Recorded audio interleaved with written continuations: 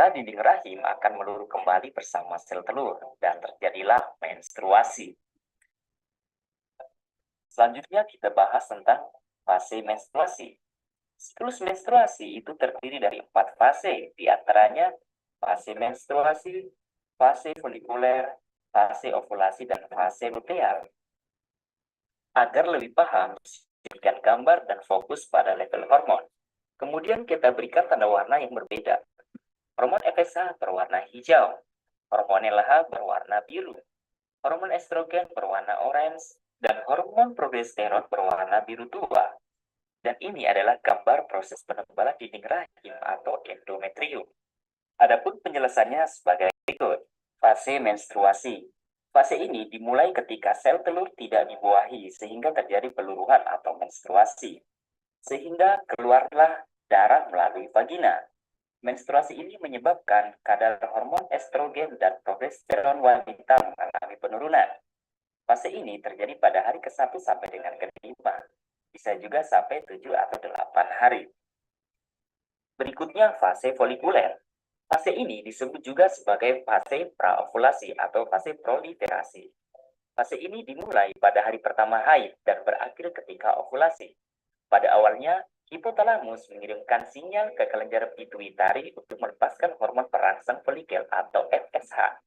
Folikel yang matang dapat memicu lonjakan estrogen untuk menebalkan lapisan rahim sehingga tercipta lingkungan yang kaya nutrisi bagi embrio untuk tumbuh. Fase folikel ini rata-rata berlangsung pada hari ke-6 sampai dengan ke-14. Nah, sebelumnya kalian perlu ketahui bahwa kelenjar pituitari memiliki fungsi yang sangat penting dan disebut sebagai master of blood atau kelenjar pengendali. Ukurannya 1,25 cm dengan massa 0,5 gram.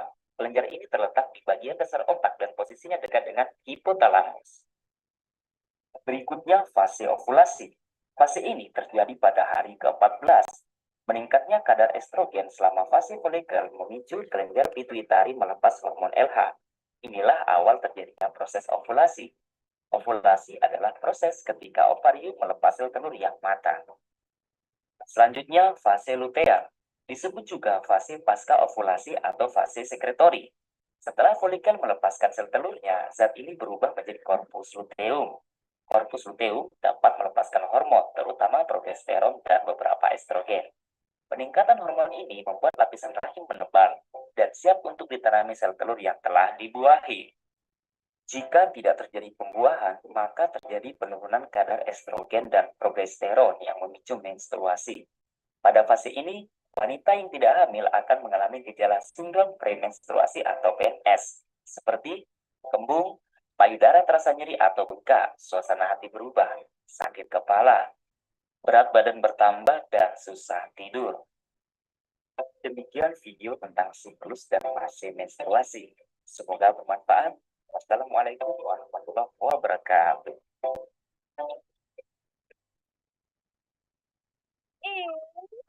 Semuanya. Jadi kalau mau nemu itu, ada muka. Ini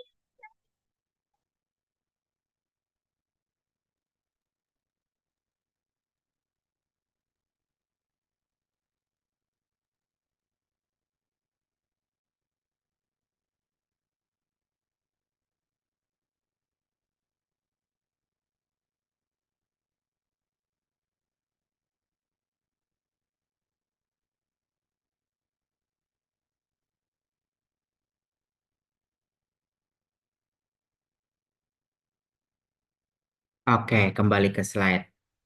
Jadi, kurang lebih seperti itu terkait siklus menstruasi. Mungkin akan kita bahas lebih lanjut pada slide-slide berikutnya.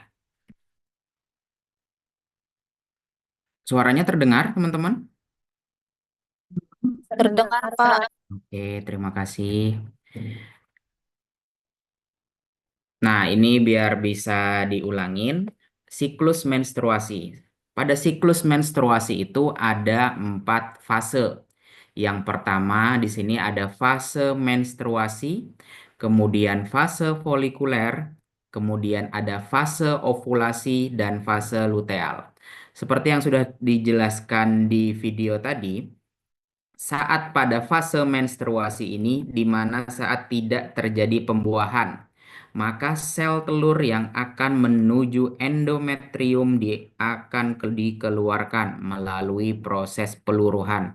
Di sini dilihat melalui proses peluruhan yang dikenal dengan fase menstruasi atau keluarnya perdarahan yang dikeluarkan melalui vagina. Lama prosesnya tadi itu bisa dilihat di video bilangnya 7-8 hari. Ada beberapa literatur lain menyatakan lama proses 3-7 hari. Sebenarnya itu tergantung pada kondisi klinis masing-masing individu. Karena saat nanti sudah bertambah tua, saat mendekati fase-fase menopause seperti itu, fase menstruasinya tidak berlangsung lama. Mungkin teman-teman yang saat ini masih dalam masa pubertas, itu fasenya bisa seperti yang tadi disebutkan. Bahkan bisa sampai 6, 7, bahkan bisa sampai 8 hari. Pada fase menstruasi ini ditandai dengan beberapa gangguan seperti yang tadi sudah disebutkan yang namanya premenstrual syndrome, PMS. Seperti perut sakit, badan sering pegal linu, nah, itu seperti gejala-gejala PMS.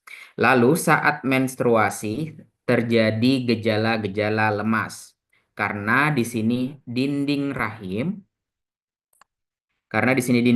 terus berkontraksi untuk mengeluarkan darah dari lapisan endometrium yang luruh tadi. Karena terus-menerus mengeluarkan darah, pada fase ini biasanya beberapa wanita itu diperlukan mengonsumsi tablet tambah darah. Kemudian selanjut pada fase folikuler di sini, di mana di sini berperan kelenjar pituitari seperti yang sudah dijelaskan pada pertemuan kita sebelumnya. Kelenjar pituitari berperan menghasilkan FSH, hormon follicle stimulating, di mana ovarium akan membentuk ovum dan estrogen akan meningkat kembali setelah 1-13 hari. Nah, jadi fase folikuler ini berlangsung dari hari pertama sampai hari ke-13. Kemudian masuk ke fase ovulasi atau fase pembuahan. Fase ovulasi terjadi di hari ke-13 sampai hari ke-14, di mana sel telur akan masuk ke saluran tuba falopi. Kita lihat estrogen semakin meningkat secara signifikan di sini. Sel telur yang masuk ke tuba falopi itu tadi akan diproses untuk dipersiapkan dalam proses kehamilan. Kemudian selanjutnya pada fase luteal di sini, pada hari ke-15 hingga hari ke-28 akan menuju ke fase menstruasi kembali. Estrogen akan turun dan progesteron akan meningkat. Pada masa luteal akan terjadi penebalan endometrium. Nah, ini kan pada fase menstruasi, ini adalah gambar lapisan endometrium. Pada fase menstruasi ini akan mulai turun. Mulai turun ini karena, mohon maaf, akan terkikis karena terjadi menstruasi seperti itu. Lapisan endometrium akan mulai tipis.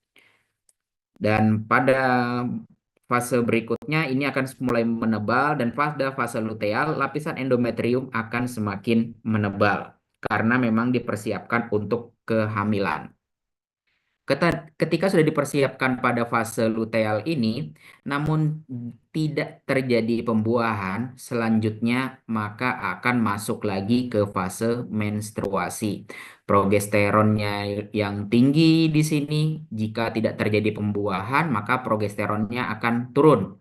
Kalau progesteron turun, dilihat di sini, maka fase menstruasi akan kembali lagi seperti ini.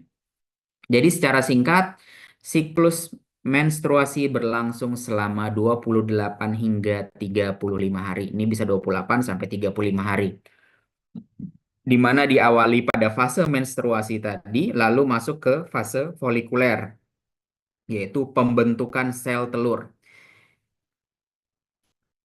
Lalu masuk kepada fase ovulasi, di mana ovulasi sel telur yang sudah dibentuk di ovarium akan dibawa ke saluran tuba falopi. Selanjutnya masuk kepada fase luteal di mana terjadi penebalan dinding rahim kembali untuk persiapan kehamilan. Namun jika tidak terjadi kehamilan, maka hormon progesteron turun, fase menstruasi akan terjadi. Pada beberapa kasus yang misalkan tidak dijadwalkan untuk tidak haid seperti itu. Contoh, misalkan saat kalian mau pergi umroh seperti itu. Nah, biasanya akan dikasih obat hormon pengontrol haid, di mana itu biasanya isinya adalah progesteron. Kalau progesteronnya ini turun, maka akan menyebabkan fase menstruasi. Namun jika progesteron ini tetap terjaga terus, progesteronnya tetap terjaga seperti itu, maka fase menstruasi tidak terjadi. Makanya beberapa kasus seperti saat sedang pergi umroh, haji seperti itu yang ibaratnya sayang kalau misalkan teman-teman mengalami haid di sana. Makanya akan diberikan obat pengontrol haid yang biasa kandungannya adalah progesteron, memastikan bahwa kadar progesteron di dalam darah itu terjaga, di mana kadar progesteronnya naik dan fase menstruasi tidak terjadi.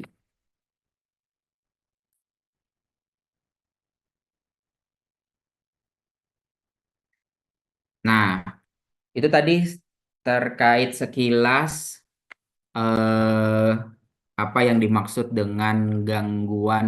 eh, si- Oke, ada yang bertanya? Naufal, silahkan. Mohon maaf Bapak, tadi terpencet mau matikan kamera sebentar.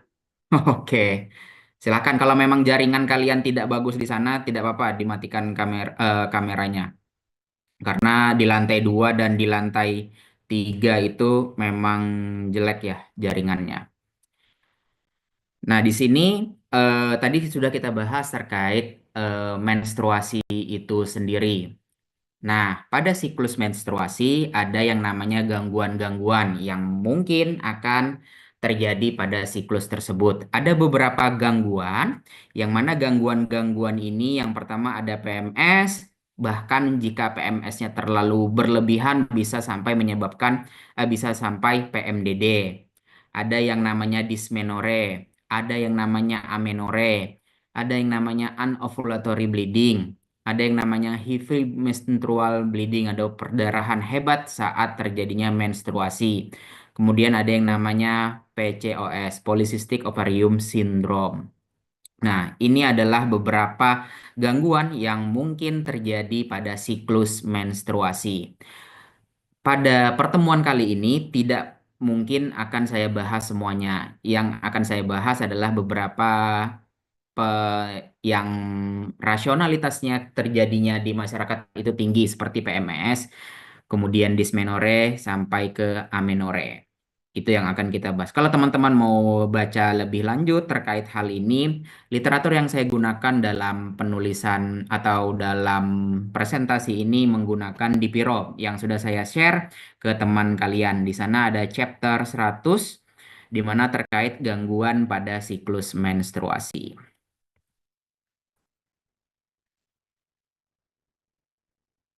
Nah, yang pertama akan kita bahas adalah PMS. Apa itu PMS? Sekumpulan gejala yang tidak menyenangkan, baik fisik maupun psikis yang dialami oleh perempuan saat sebelum menstruasi, yaitu sekitar 1 atau 2 minggu sebelum menstruasi. Biasanya teman-teman yang awal-awal sebelum mengalami menstruasi akan mengalami beberapa gejala-gejala seperti ini, seperti tumbuh jerawat mungkin, nyeri tulang belakang, perut kembung, kemudian rasa lapar yang tinggi seperti itu atau mengalami konstipasi, perasaan sedih. Nah, sindroma atau gejala PMS ini akan hilang begitu menstruasi mulai atau bahkan 1 sampai 2 hari menjelang menstruasi. Gejala tidak menyenangkan menjelang menstruasi baru dapat dikategorikan menjadi PMS apabila hampir setiap kali atau paling tidak 3 kali berturut-turut sebelum masa menstruasi. Tidak ada tes atau pemeriksaan laboratorium ataupun pemeriksaan lain yang dapat digunakan untuk menegakkan diagnosis PMS. Nah, berikut tadi salah beberapa gejala-gejala yang teman-teman wanita rasakan saat PMS. Bahkan kita teman-teman yang laki-laki wajib ibaratnya wajib tahu, wajib mengerti apabila ada teman di kelompok kita yang mengalami PMS karena PMS yang mereka rasakan seperti sakit kepala, merasa sedih seperti itu, kemudian hilang konsentrasi. Mungkin saat kita melakukan kerja kelompok wajib yang teman-teman laki-laki di sini wajib kalian toleransi seperti itu. Nah, selain PMS ada gejala yang lebih eh, ru- rumit lagi, yang lebih khusus lagi, yang mana disebut PMDD, gangguan disporik pramenstruasi. Adalah bentuk parah dari gejala fisik dan perilaku yang terjadi pada perilaku PMS yang biasanya akan berhenti pada awal menstruasi. PMDD menyebabkan perubahan suasana hati secara ekstrim yang dapat mengganggu aktivitas dan merusak hubungan. Gejala termasuk kesedihan ekstrim, putus asa yang berlebih, mudah marah atau amarah, ditambah gejala PMS umum seperti nyeri payudara dan perut kembung. Jadi, pada yang membedakan antara PMS dengan PMDD, saat PMDD ini teman-teman itu akan mengalami yang namanya sangat mudah marah atau moodnya di sana sangat tergantung pada situasi. Kalau dia sedih bisa sedih banget, bahkan kalau dia marah bisa sampai mengeluarkan amarah.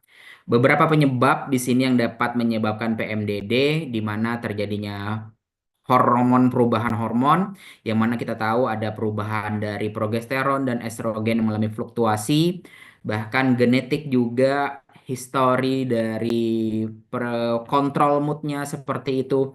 Stres yang tinggi pun dapat menyebabkan gejala PMDD itu timbul. Peningkatan inflammatory respon selama fase luteal. Kemudian merokok atau bersama-sama dengan mendekati orang perokok itu juga dapat meningkatkan gejala dari PMDD. Nah, di sini dapat dijelaskan lebih lanjut perbedaan antara PMS dan PMDD. PMS didiagnosa ketika wanita memiliki satu dari 4 gejala yang dikombinasikan antara fisikal, behavior itu perlakuan dan psikologikal, atau 5 atau lebih behavior or physical gejala yang mulai pada 5 hingga 7 hari sebelum mens.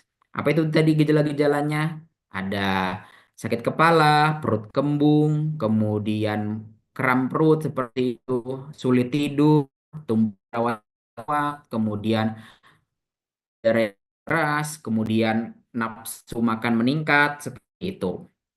Nah, namun saat dia mengalami PMDD, di sini gejalanya berlebih dari PMS yang awalnya dia seperti ini, akan tambah lagi sampai ke nyilu-nyilu, sendi, kemudian beberapa ototnya itu juga merasakan nyeri, kemudian susah untuk berkonsentrasi, itu sudah masuk ke gejala PMDD. Nah, kalau PMS, saat PMS itu perubahan treatment yang perlu dilakukan adalah perubahan gaya hidup yang seperti perlu melakukan diet khusus karena saat PMS mungkin teman-teman akan mengalami yang namanya mood swing, yang mana mood swingnya ini ada beberapa wanita jika dia sedang kesal seperti itu untuk mengembalikan moodnya menjadi baik lagi, dia akan makan terus seperti itu. Jadi pada saat itu akan mengalami peningkatan berat badan. Perlu dilakukan kontrol pola makan yang baik. Kemudian perlu dilakukan kontrol seperti ini, exercise dan good habits atau kebiasaan yang baik. Dua level dari treatmentnya menggunakan treatment alternatif, kemudian menggunakan pharmaceutical option. Nah, pada gejala PMS ataupun PMDD seperti kalau PMS eh, biasanya tidak ada treatment khusus yang digunakan. Namun saat PMDD beberapa obat-obatan mungkin akan diperlukan seperti vitamin B6 karena tadi dia mengalami stres otot seperti itu. Jadi vitamin B diperlukan untuk mengurangi adanya stres otot karena berhubungan dengan sistem saraf. Vitamin E, kalsium karbonat, magnesium, kemudian triptopan juga beberapa hal yang diperlukan saat penanganan premenstrual dysphoric disorder atau gangguan PMDD. Selain pemberian nutrisi suplemen, perlu juga di sini ada penambahan treatment non farmakologik, pengontrolan stres, kemudian kontrol marah, kemudian dia punya lingkungan yang mendukung terkait masalahnya dia. Jadi teman-teman di sekitarnya itu akan sadar dan membantu untuk meringankan gejala-gejala yang mungkin dialami bagi penderita PMDD. Nah, berikut adalah terapi yang digunakan pada orang-orang yang mengalami PMDD. Di sini ada digunakan salah satunya obat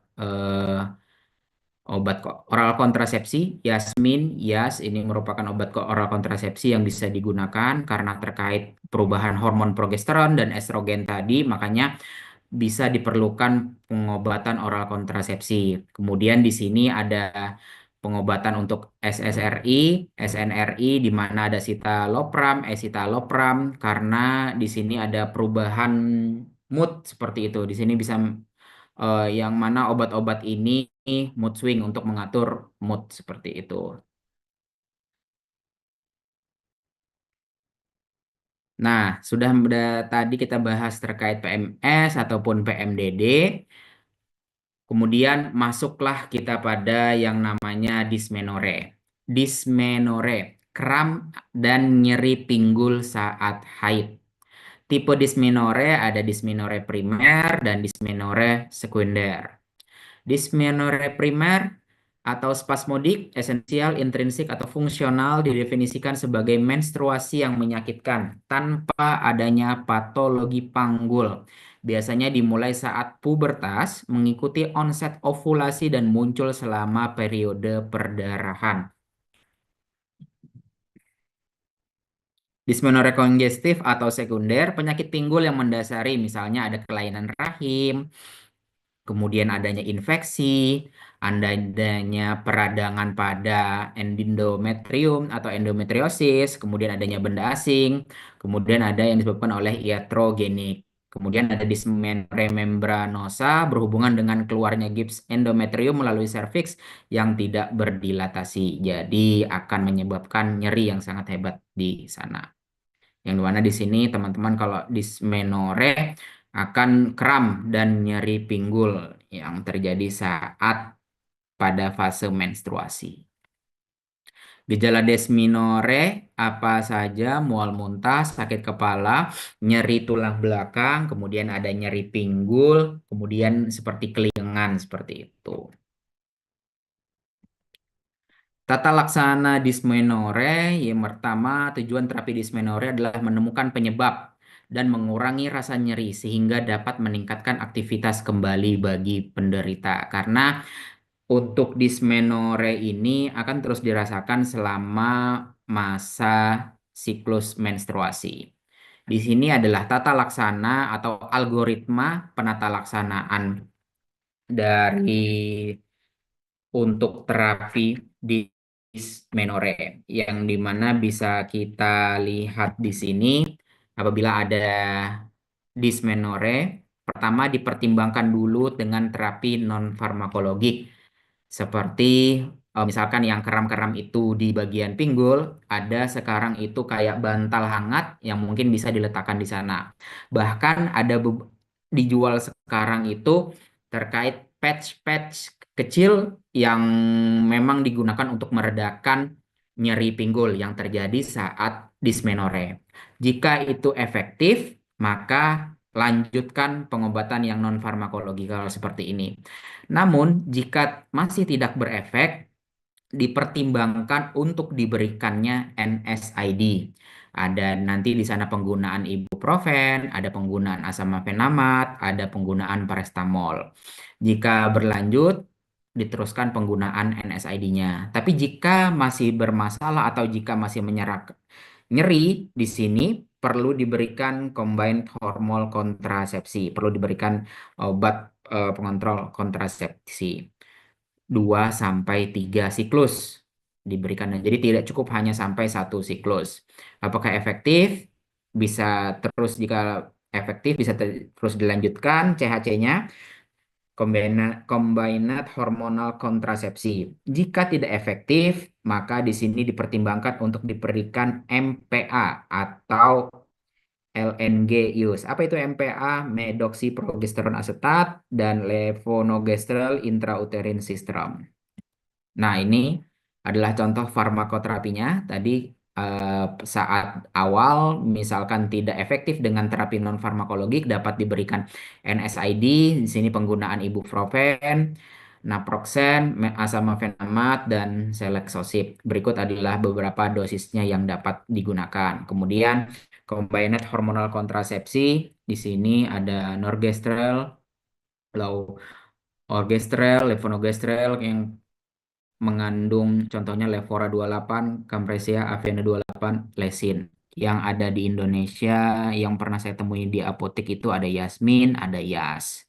Tapi biasanya untuk obat-obat yang hormonal ini beberapa kasus itu diperlukan persetujuan dokter dulu untuk penggunaannya. Nah, ini adalah salah satu gangguan siklus menstruasi yang lain, yaitu amenore. Amenore adalah kondisi tidak terjadinya menstruasi atau tidak haid. Kondisi ini bisa menjadi dua jenis, yaitu amenore primer dan amenore sekunder.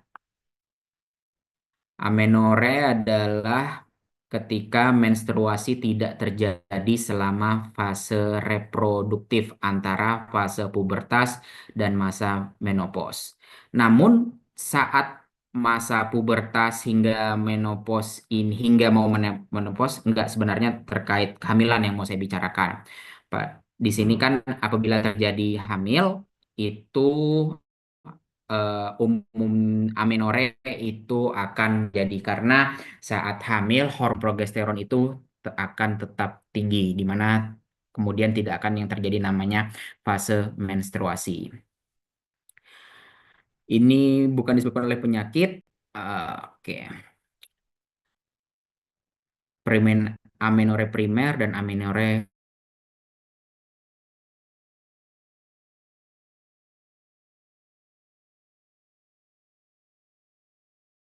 itu normal jika terjadi amenore, dan jika terjadi kehamilan itu wajar jika terjadi amenore. Kemudian perubahan gaya hidup seperti latihan yang terlalu berat juga bisa dapat menyebabkan terjadinya gangguan pada siklus menstruasi.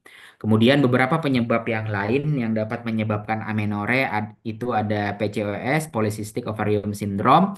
Kemudian ada gejala seperti gangguan tiroid. Nah, gangguan tiroid itu yang mana kemarin kita bahas terkait kelenjar tiroid. Kelenjar tiroid itu punya banyak fungsi. Yang salah satunya berpengaruh pada ovarium yang nanti mengeluarkan lutein hormon, seperti itu salah satunya. Jika di sini mengalami gangguan yang nantinya tidak mengeluarkan hormon-hormon yang akan menyebabkan pada yang berpengaruh pada siklus menstruasi, gangguan di sini hormon-hormon tadi tidak dikeluarkan oleh kelenjar tiroid, maka amenore kemungkinan akan terjadi. Di sini ada beberapa penyebab dari amenore yang mana bisa di dalam penyebabnya, kemudian gangguan fungsional, kekurangan hormon gonadotropin, infection, meningitis yang berpengaruh pada talamik atau hipotalamus seperti itu akan menyebabkan perubahan hormon pengganggu di akan menyebabkan amenorrea. Kemudian pada pituitari atau hipofisis anterior, tadi kemarin sudah kita bahas pada gangguan tiroid di mana fungsi dari hipofisis pituitari ini menerima sinyal dari hipotalamus untuk mengeluarkan berbagai hormon sistem reproduksi. Kemudian di sini ada fisiologik di mana saat orang-orang menyusui gejala amenore ini akan timbul. Ini yang beberapa yang umumnya yang normal, maksudnya yang biasa menyusui saat ibu menyusui itu akan mengalami yang namanya amenore. Kemudian saat menggunakan kontrasepsi juga akan salah satunya akan menyebabkan amenore.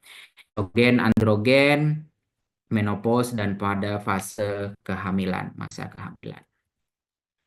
Ini adalah terapi amenore. Amenore dapat disebabkan oleh berbagai faktor, maka terapi dapat dilakukan secara farmakologi dan non-farmakologi. Tujuan terapinya apa? Adalah untuk mengembalikan siklus menstruasi ke dalam kondisi normalnya.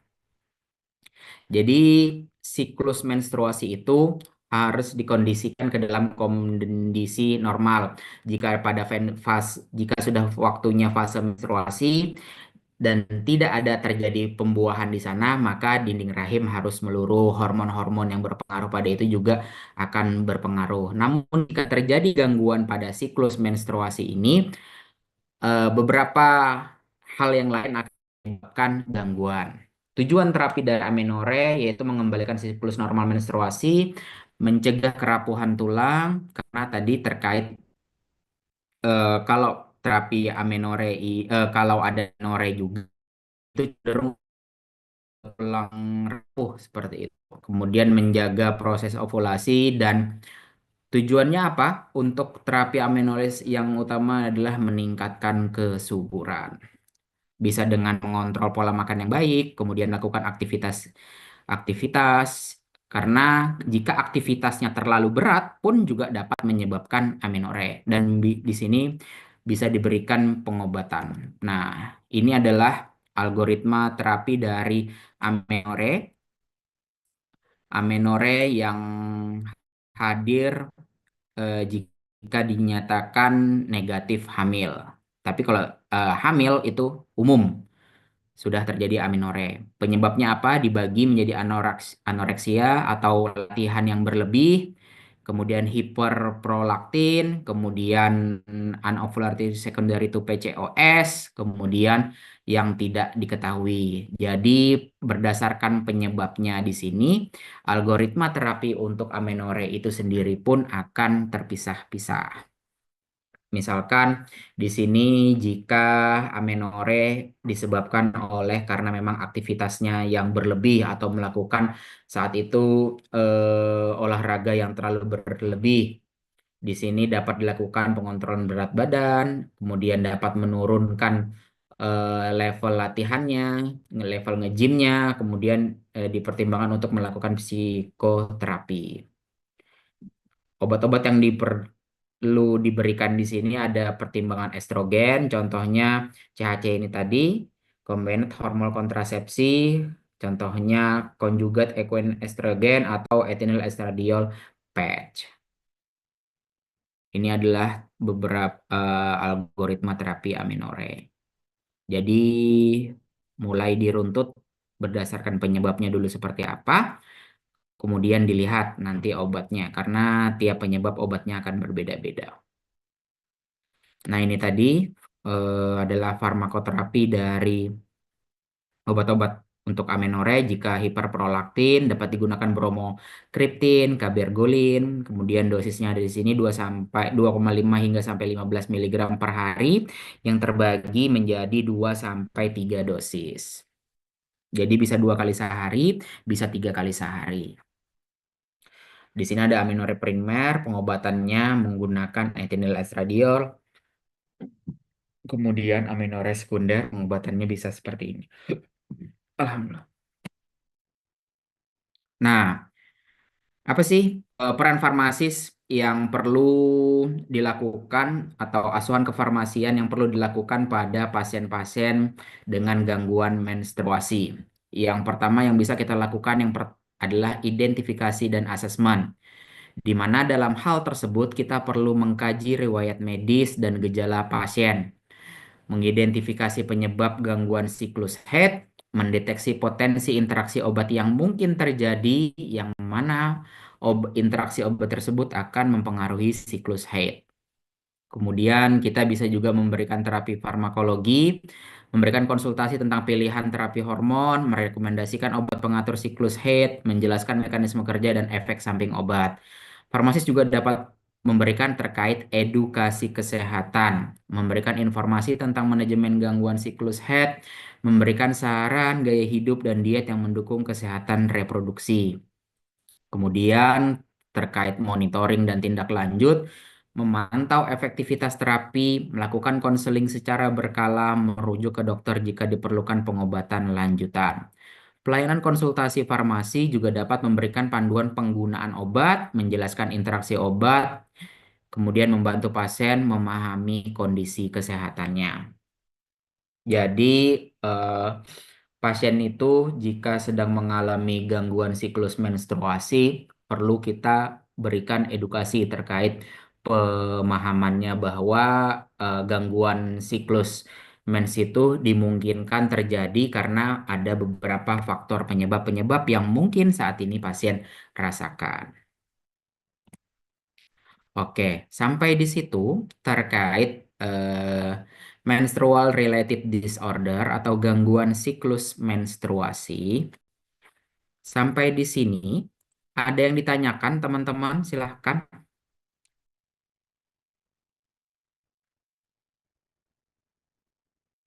Untuk literatur yang saya gunakan, saya sudah share itu di Piro ke teman kalian. Siapa ya yang kemarin? Ya.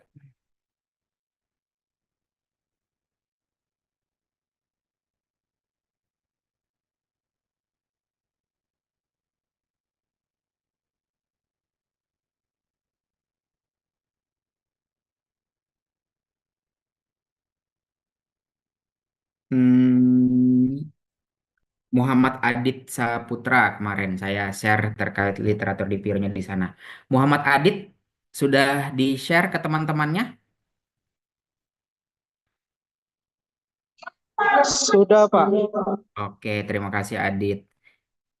Sama. Linda Veronica sudah dapat share dari Adit?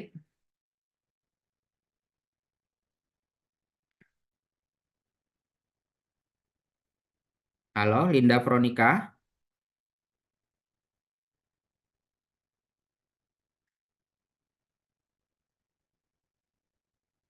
Sudah, Nabila Pak. Aziza sudah buka di Pironya?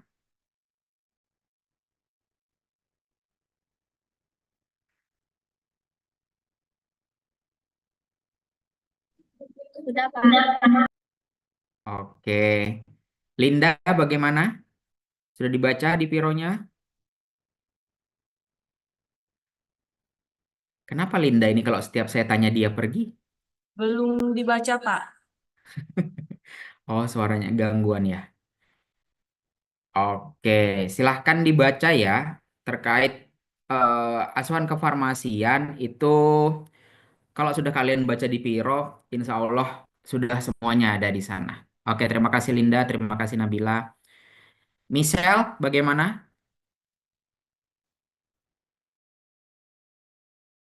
Iya, Pak. Aduh.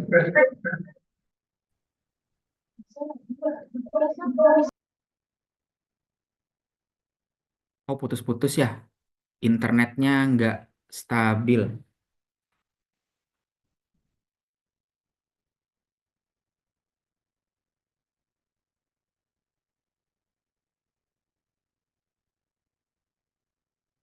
Sebentar saya ngambil charger dulu ya. Laptop saya baterainya drop.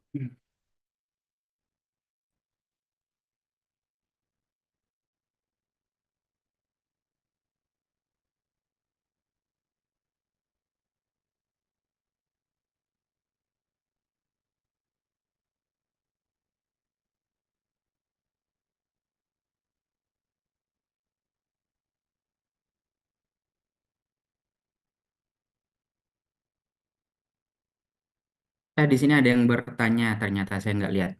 Siti Nur Aziza, silahkan.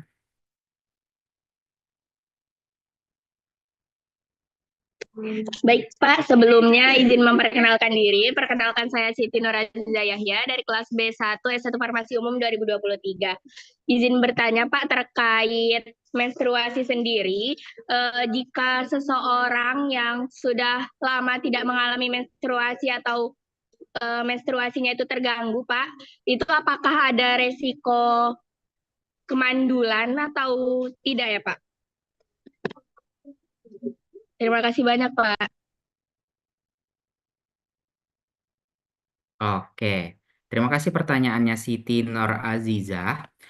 Eh, Dilihat dari umurnya dulu.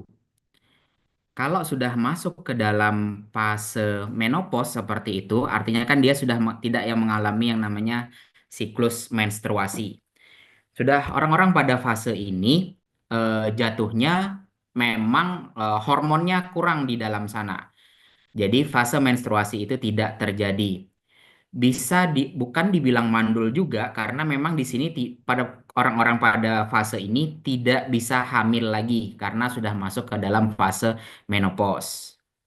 Namun, jika masih masuk dalam masa pubertas, yang mana dia sudah lama tidak menstruasi seperti itu, 2 bulan bahkan bisa sampai 1 sampai 2 bulan dia tidak mengalami haid. Nah, pada pasien-pasien yang seperti ini biasanya akan dikonsultasikan ke spesialis obgyn karena akan dilihat dulu sistem reproduksinya, apa yang bermasalah di sana. Kemudian setelah itu akan diberikan obat oral kontrasepsi, yang mana obat oral kontrasepsi ini digunakan untuk menyeimbangkan hormon-hormon tadi, yang mana jika sudah hormon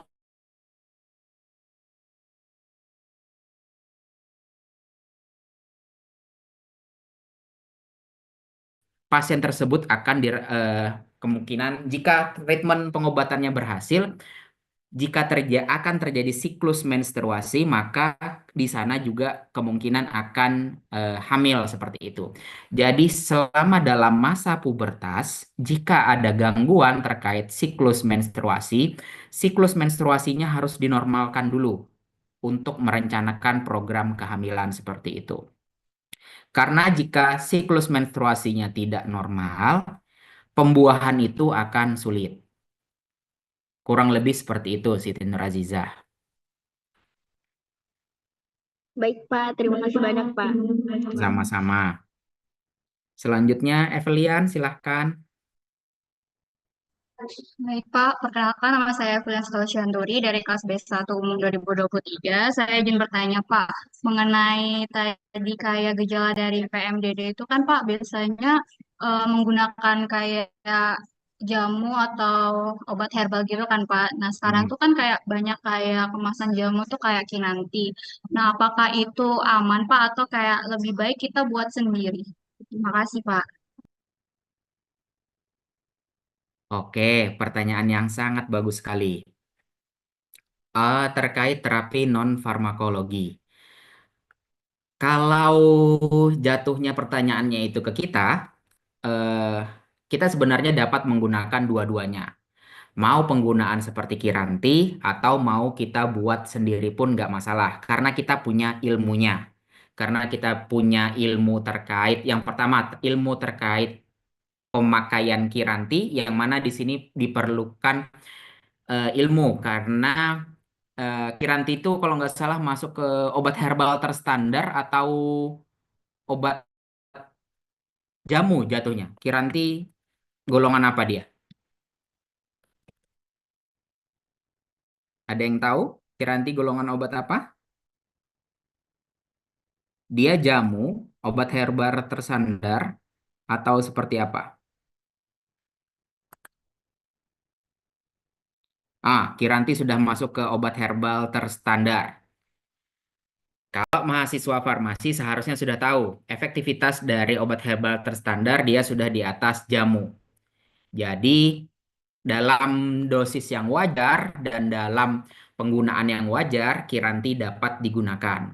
Dan untungnya kita sebagai mahasiswa farmasi, kalau misalkan Kiranti sulit didapatkan, misalkan kita tinggal di daerah-daerah terpencil, kita dapat membuatnya sendiri. Karena kandungan dari Kiranti itu kan kalau nggak salah ada kunyit, jahe, daun mint, juga seledri ada di sana. Jadi misalkan Kiranti kita sulit dapatkan, kita punya ilmunya, kita bisa menyeduh kunyit sendiri, kemudian kita bisa menyeduh jahe, kemudian bisa kita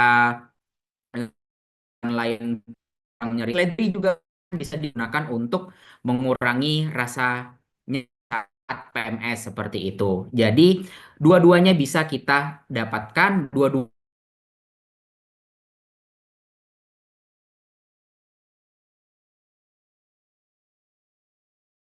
prosesnya kita dapat menggunakannya sendiri. Jadi kedua-duanya ini boleh.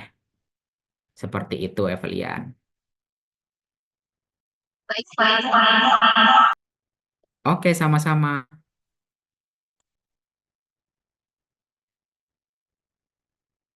Oke, Marsanda silakan, Dek. Izin bertanya, Pak. Iya, silakan. Perkenalkan, nama saya Marsanda Nur Afifah dari kelas C2. Izin bertanya, Pak. Apakah seseorang yang mengalami flek itu termasuk gangguan menstruasi, Pak? Atau karena peluruhan yang tidak sempurna akibat apa gitu? Apakah itu ada solusinya, Pak? Terima kasih, Pak. Oke, terima kasih, Marsanda. Nah, jadi flek ini dilihat dulu. Fleknya yang pertama di luar siklus normal atau tidak. Flek itu juga merupakan jika masih masuk di dalam fase menstruasi atau fase siklus menstruasi, flek kecil-kecil itu normal terjadi karena biasanya dia flek kecil-kecil dulu, kemudian ada yang beberapa hari setelahnya baru biur turun darah yang besar. Ada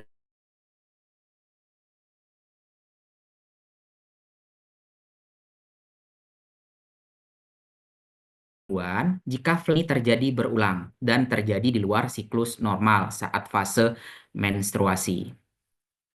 Kemudian, kalau flek ini juga terjadi saat mempengaruhi kesehatan reproduksi. Ini yang disebut gangguan. Karena saat fase siklus menstruasi, flek kecil-kecil itu normal. Karena memang ada yang dikeluarkannya pertama sedikit-sedikit dulu, karena kan terkait peluruhan endometriosis itu ya peluruhan dinding rahim. Nah, kalau kemudian itu terjadi di luar siklus normal, siklus menstruasinya, baru itu bisa dikatakan gangguan. Rekomendasinya seperti apa? Pertama, perlu dikonsultasikan dulu terkait jadwal menstruasinya seperti apa. Jadi di sini teman-teman wanita harus tahu kapan menstruasinya berlangsung, berapa lama menstruasinya biasanya berlangsung. Karena jika di luar daripada itu bisa mungkin adanya gangguan yang nantinya akan menyebabkan ke gangguan siklus menstruasi.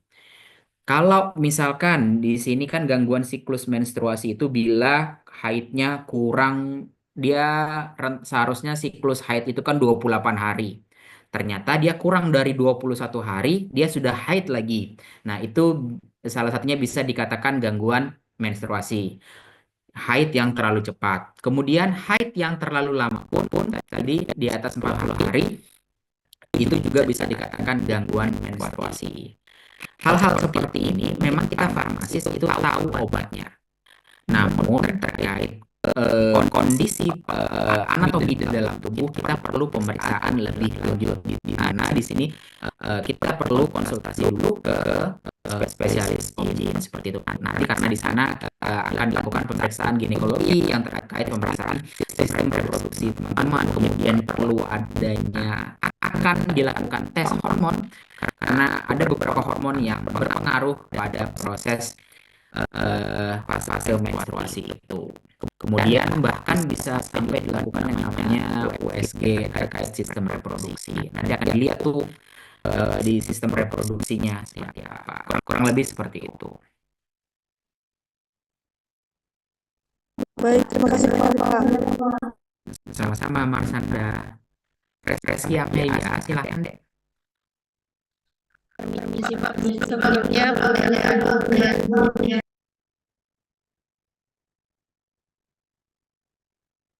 sebentar Pak, saya Oke.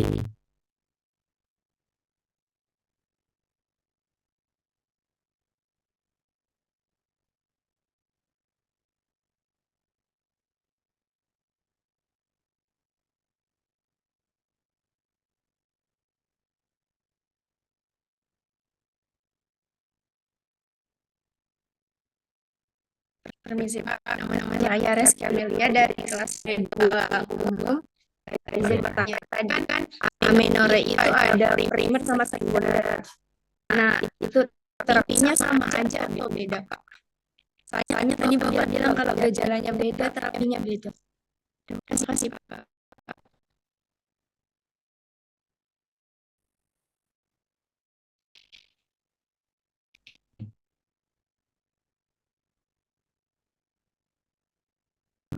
Oke.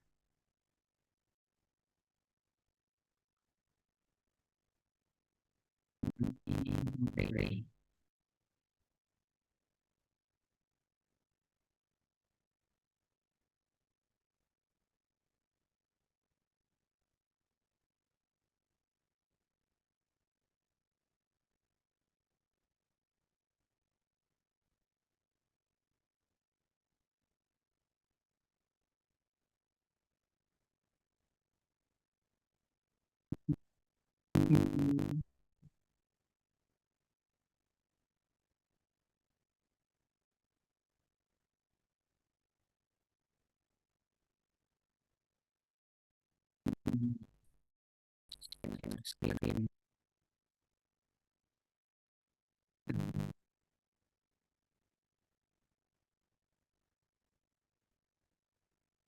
Ini dia.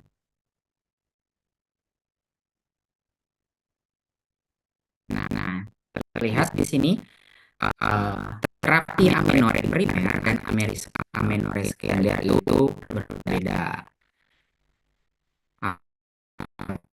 Amenore primer sih ya exercise kelebihan latihan ini masuk ke amenore primer. Jadi tergantung penyebabnya masing-masing. Amenore sekunder atau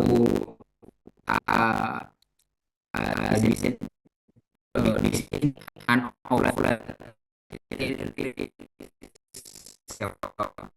buat lain digunakan pun berbeda.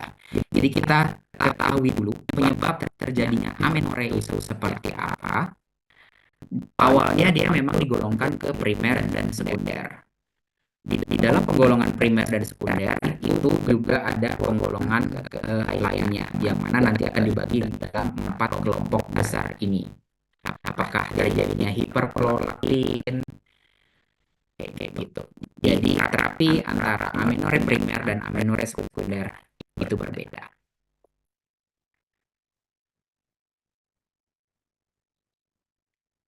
Bagaimana Reski? Terima kasih Pak sudah jawab. Oke. Yang nanya teman-teman cewek ya, teman-teman cowok nggak ada yang penasaran?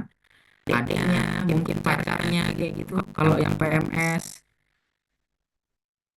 atau mungkin ibu kalian mungkin PMS.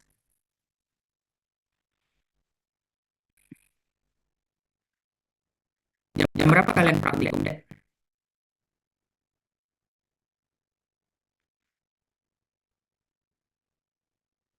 Jam berapa kalian? 9.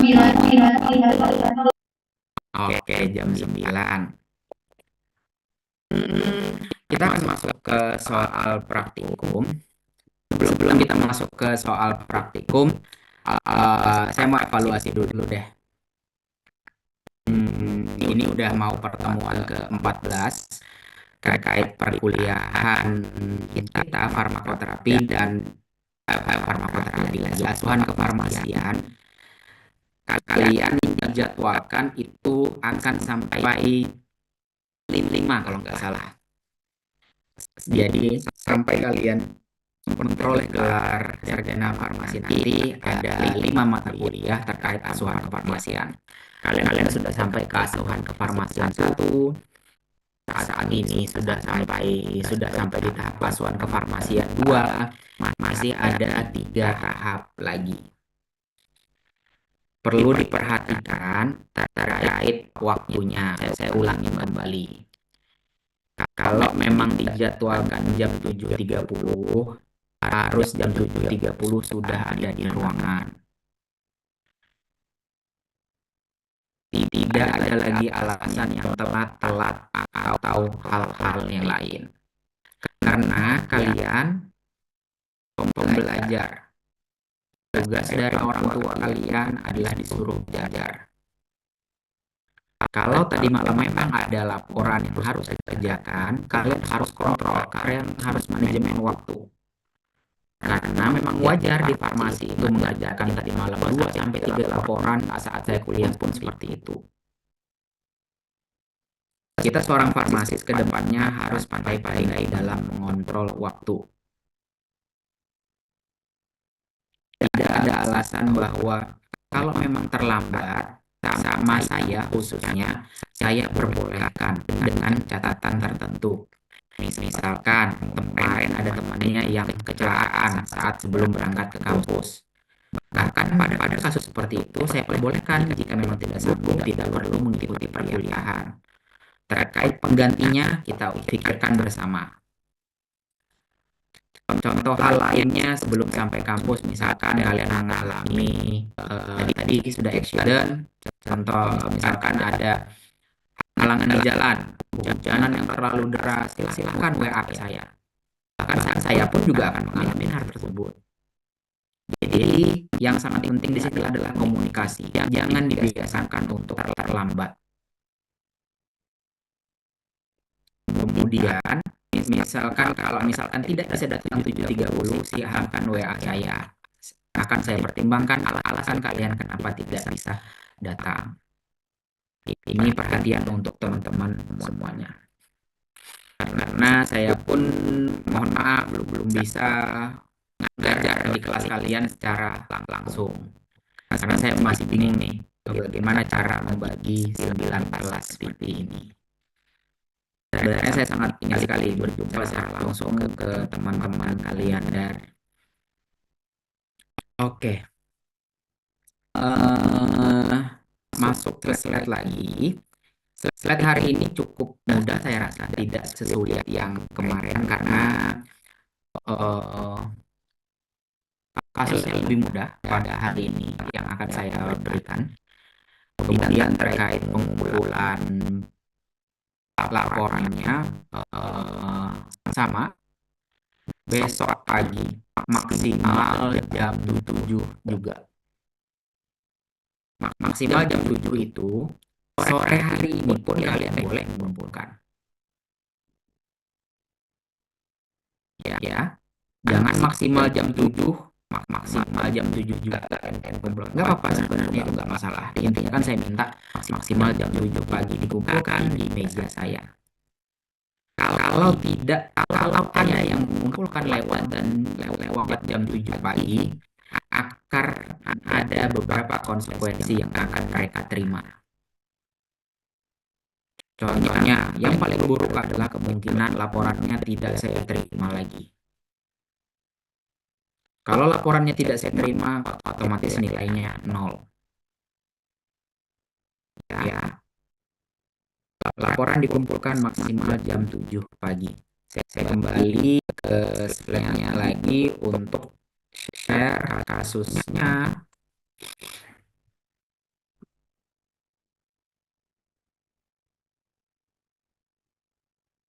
Oke, ini kasusnya.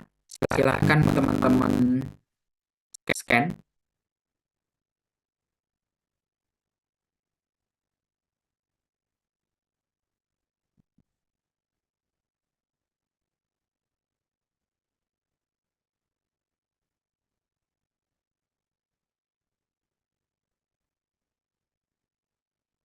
terlihat kasus Rafiki?